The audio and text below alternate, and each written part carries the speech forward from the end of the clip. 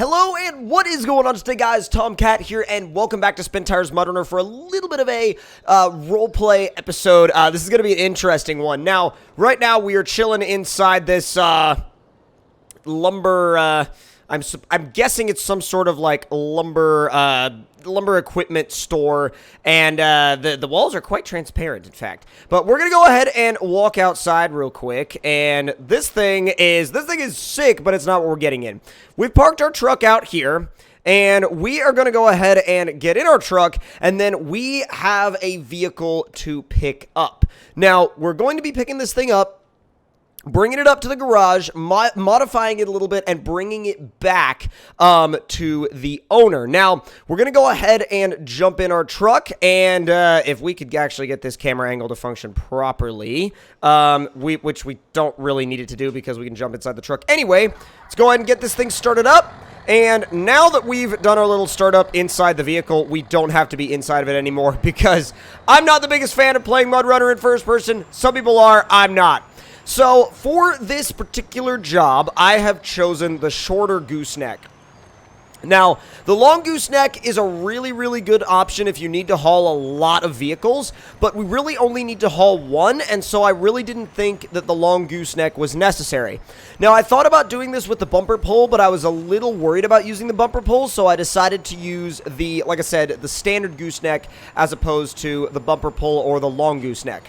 Now, the vehicle that we're going to go pick up is a modified, well, not even modified, it's a completely redone Jeep forward control. Now, it seems to have, at least from what I was told, from what I heard, it seems to have 1-ton axles, coilovers, and a whole host of different modifications. And from what I also heard, the owner is kind of in the process of renovating some old house. He bought a fixer-upper, apparently.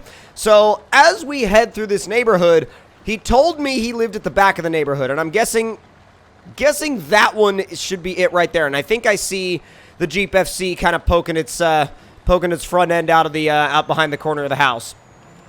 And I'll tell you something, he definitely bought himself a fixer-upper of a house. Holy cow, he hasn't even taken the for sale sign down yet. So I'm gonna try to see if I should back the trailer in, or if I should drive the FC out and turn the trailer around.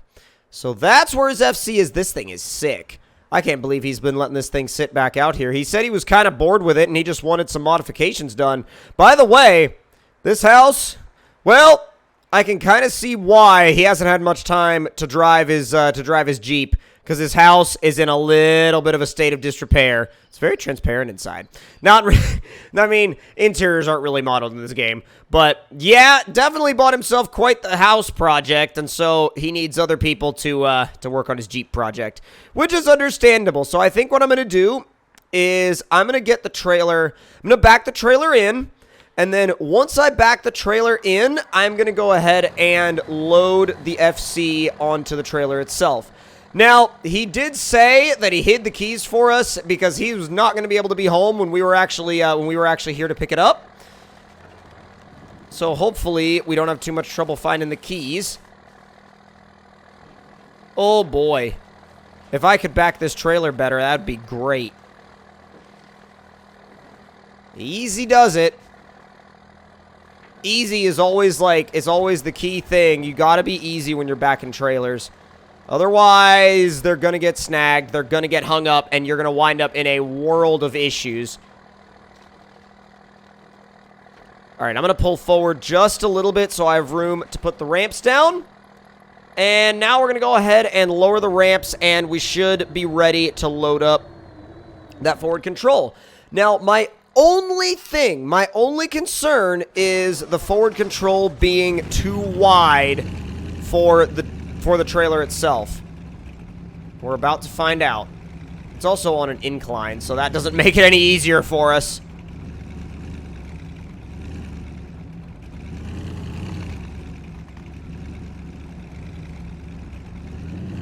Come on. Whoa, alright. Are we on the edges? Oh, it fits! Just barely, but it fits. Alright, we're not gonna run it. Wow, that was a sound. we're not going to run it any longer than we have to. And so what we're going to do is we're going to swap back over to the Cummins. And man, like, okay, I will say, I mean, I'm glad that I brought this size gooseneck, but at the same time, if I had anything else to pick up, I would have regretted bringing this gooseneck because I would have needed the long one. So, we're going to go ahead and swap trucks and bring those ramps back up in the back. And now it's time to haul this thing over to the garage, do the mods to it that the guy wants, and then we have to bring it back to him. Now, I think we may actually be able to do these mods on the trailer because it only really requires bolting stuff up. And if that's the case, then that's what we'll probably do. So let me see, actually, if we go into trailer cam. Yeah, it really is close, dude. It's really, really close there. It would have been a, whoa, wow, it has a lot of movement. It's so weird, though, like, those cab-over, like, Jeep FCs, it's one of those rigs that I would love to own eventually, like, in real life, but they're also so rare and so hard to find that you can't really just casually build a Jeep FC. Like, it's, like, a massive process to find one, and then it's a massive process to find parts for them. Even if all you want to do is restore it, it's still a massive, massive job to do. I need to be careful. I may end up bouncing it over the edge of the trailer if I keep that crap up. Because, I mean, I wasn't going too crazy with it, but at the end of the day, if I keep doing what I was doing, I'll probably end up bouncing it off the trailer. Now, we got a little bit of a hill to climb, so I'm just going to put it in low 3, and we're just going to crawl, well, not really crawl it, but just kind of maintain a steady pace up the hill so the automatic doesn't try to gear hunt on us and drop us back down to first gear. You can really see the weight that it has put on the back end of the truck. I only really lifted up this truck a little bit because this truck does have a adjustable suspension in the advanced options. If you don't know that about this truck, go watch my video on this particular truck itself. There'll be as a matter of fact, just go to my channel. And it should be in actually my recent videos. Now, or if it's not there anymore and you're watching this at a later date, you can go ahead and type in MudRunner Dodge Ram SEMA truck, and it should be in there. Now, because this is from Exo Froggy's SEMA truck pack, this is their kind of like tow rig / tow pig, and then there's also a couple of crazy SEMA trucks to go along with it. Now, we're almost there. I'm going to actually kick it into high, and hopefully, okay, yeah, no, that's fine.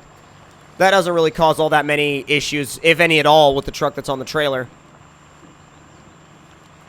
Alright, so here we are at the garage. So I'm going to go ahead and pull up, slow down, and set that parking brake. And swap over to the Jeep FC. Now, I'm going to wait for the... Okay, there we go. So, let's see. We've got the stake bed, which is a really cool look. It's kind of a classic look. We've got the surf rack, which I'll go ahead and walk you guys through what each one looks like. The stake bed is a really cool looking, like, classic look with basically wooden bed sides. And then the surf rack is sort of a makeshift roll bar with a couple of surfboards that just kind of sit there, which is actually, I mean, I think it's really cool. And then the utility cage, which is the one that the owner wanted because the utility cage carries 500 liters of fuel, 2,000 repair points, and 2 garage points. And if you were going to take this thing on an adventure, that would be the one to have. And it's actually a really, really cool setup. You can see everything is strapped in. You've got a bunch of extra fuel cans. You've got 2 toolboxes. You've got this massive welded cage. And it looks like you've also got a spare, what is that? Is that like, no, it looks like it's a piece of the steering, but probably some piece of the steering. But we're going to go ahead and swap back to the dually now, take it back to his house since we've completed the modifications that he wanted. And while we're out here, I'm actually going to go ahead and raise this thing's suspension up just a little bit. Up in the front just a little bit, and up in the rear a little bit more, because it's going to have that weight pressing down on it. So now that that's done, yeah, that is a really good looking setup. We do have to turn this thing around, but it shouldn't be all too bad, because especially since we're not running the long gooseneck, just don't want to jackknife it. But I should be able to drive it through here between the... No, actually, you know what? Guess who's not going to risk that? That is not worth the risk. And because that's not worth the risk, I'm going to go ahead and turn this thing back towards the fence. Knock the fence over, probably. I was like, yeah, I'm not going to touch the fence. And I was like, oh, we've already touched the fence. Never mind. So now we have a Jeep FC to deliver. And actually, I let off the throttle just a little bit. And it brought me all the way from 6th down to 1st. And I was like, are you kidding me? The automatic mode of this truck is sometimes just a little dim-witted, but, I mean, it works really well when you're flooring it. But other than when you're flooring it, it's kind of iffy. The nice thing about high, though, in this truck is that it's actually very tame's the wrong word. Very controllable and just very refined. It's a nice speed. It's a nice gear to be in. Like, it's not something where, you know, you're going to start spinning at the sight of soft ground. You know, I mean, we go through something like this, you know, we just keep our wheel speed and continue on. Now, to be fair, if you do throw it into, like, really, really thick mud, yeah, it's going to spin on you, but you really do have to work to find mud thick enough to make this thing spin. Now, that depends on what map you're on, obviously. But on a map like this, unless you throw it into the swamp, you're going to be fine. It's a yield, not a stop, so we're going to go ahead and just hang a left real quick. I'm sure that the owner is going to be very, very pleased to have his FC back. I mean, especially considering the fact that these things are so cool already. And, I mean, he had quite the setup on it already, you know, with the coilovers and the axles and the, like, crazy control arm setup, the really nicely restored cab, the bed. But all we did was add that cage onto it, and we're bringing it back to him set up for his next adventure. So we're going to go ahead and do the same kind of approach that we did before, bring it in, turn around, and just kind of stick the trailer right there into where the driveway will be once he finishes getting this house the way he wants it. And all right, we'll go ahead and turn it in now. We're gonna have to get pretty aggressive with this. That is almost a jackknifey boy. As a matter of fact, it pretty much is, and we may have scratched up our bumper a little bit by doing that, but you know what? I'm not gonna worry about it. All right, I'm gonna drop those ramps down. And now it's time to take that Jeep FC off the trailer, and if we're lucky, maybe he'll let us drive it sometime. So hopefully this guy will be happy with his Jeep FC with that utility cage and the other modifications that we did to it. Well, the utility cage was really the only modification we did to it, but it came with all sorts of extra modifications. And now we're going to go ahead and head back and see what we have to pick up next. So if you guys enjoyed this video in SpinTires MudRunner, make sure to click that like button. Let me know in the comment section below what you guys thought of it. And if you're new to the channel, make sure to subscribe for more. And I will see you guys in the next one. Talk to y'all later.